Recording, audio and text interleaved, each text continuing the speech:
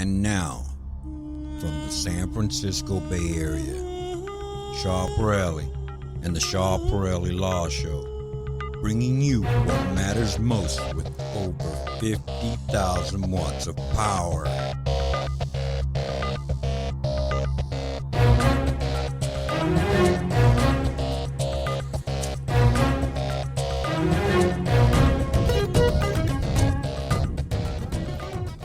Hi, ladies and gentlemen. This is Attorney Sharp Raleigh. For today, we're going to talk about the labor certification future employment application.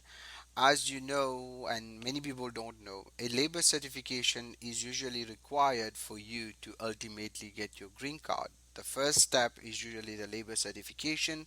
The second step is the I-140, and the third step is the adjustment of status, which is also known as the Form I-485. And here we have on our website a way to basically kind of how to prepare the PERM labor certification. You have to obtain the prevailing wage and place the ads, wait 30 days, and these are just more technical things that lawyers do. And of course, after all this, you file for the form 9089, and after that you wait and you will get an email as an employer confirming the job. After that, there's a waiting time, usually between 5 months to 8 months, to get the labor certification.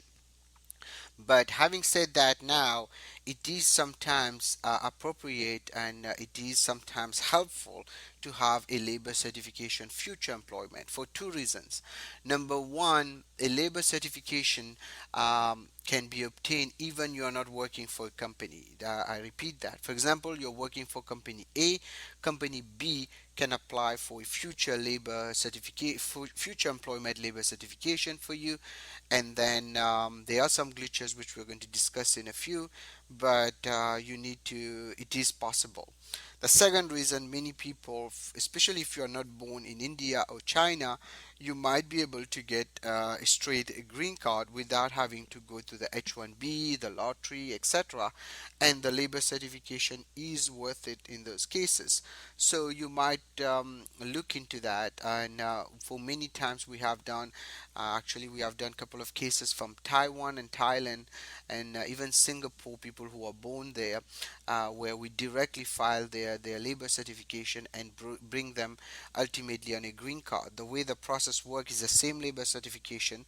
The next step is the I-140, and the third step is in those cases where people are outside the country, you do not the national interest waiver. Now, why is it interesting for people who are born in China, India to have a future employment labor certification?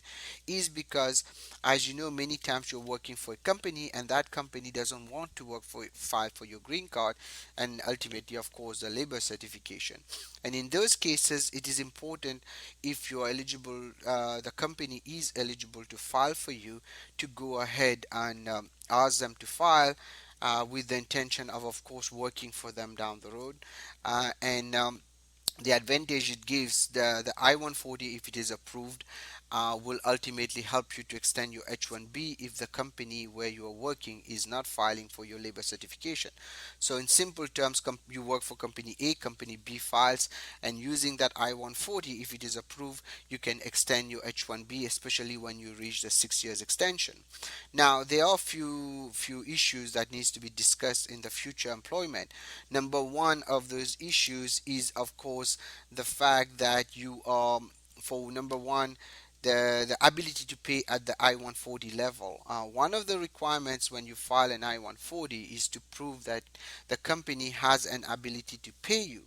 If you are already working for that company, showing your check stub and your employment, you're getting paid the prevailing wage, then the company doesn't have any issues, even they're not making any profit.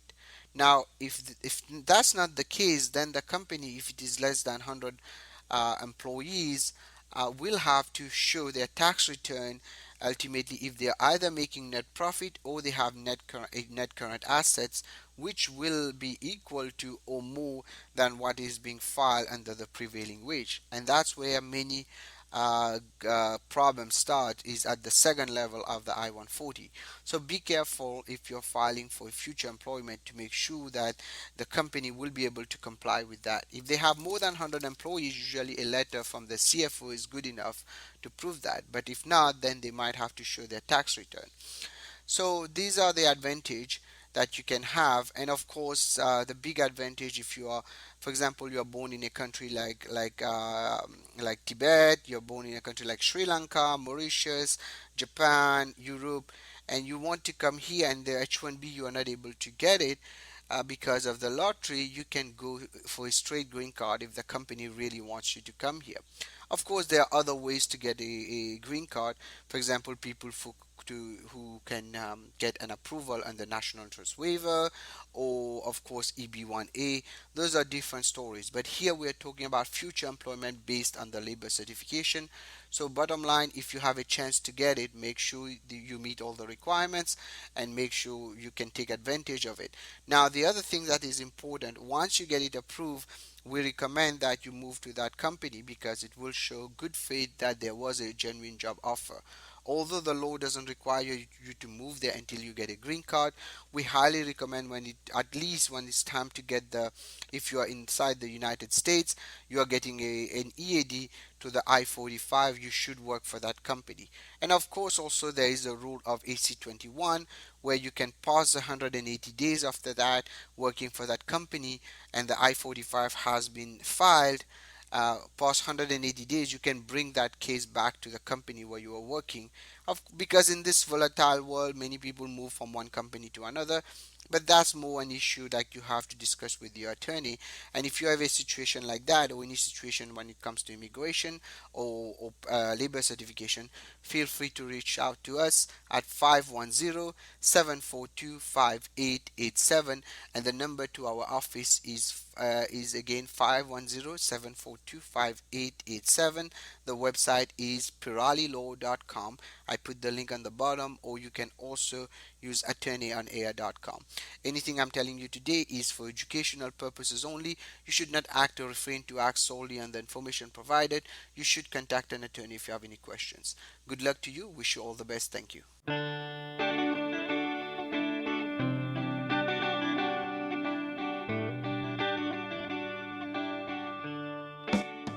Very good afternoon, Mr. Shah. Thanks for a very good show.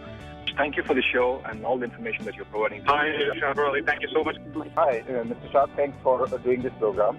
Hi, Shah. Thank you. Hi, Shah. Thanks for picking up my call. Hi, Shah. My name is Kunal. Let me thank you for this wonderful show. It's been a tremendous help, actually. Mr. Shahroli, thanks for sharing the information.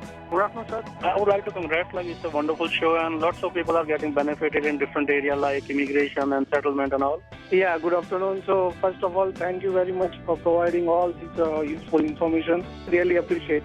I've been listening to your shows. I know I've been listening to your shows only on Mondays, but I from now on I'll try to make it a point listen to it. The other days also. Thank you for doing such a great show. Thank you for taking my call. That's a wonderful show. Hi, good afternoon, Mr. Shah. Appreciate your talk show and daily listener for this, and it's very informative. Yeah, hi, Shah. Thank you for taking my call. Hi, Rajesh. Hi, thanks for taking my call, and first of all, thank you very much for your service to the community. So, thanks for briefing up the current situation. Unfortunately, it's affecting but the good people as well, whose aspiration is this country. Thanks, Mr. Shah. Thanks for taking my call. You're welcome, sir. Hi, this is Ravi. Thanks for taking my call, Shahroli. Hello, is this Mr. Shahroli? Yeah, this is Shah. You're live on air. Yes. Good morning. Thanks for taking my call.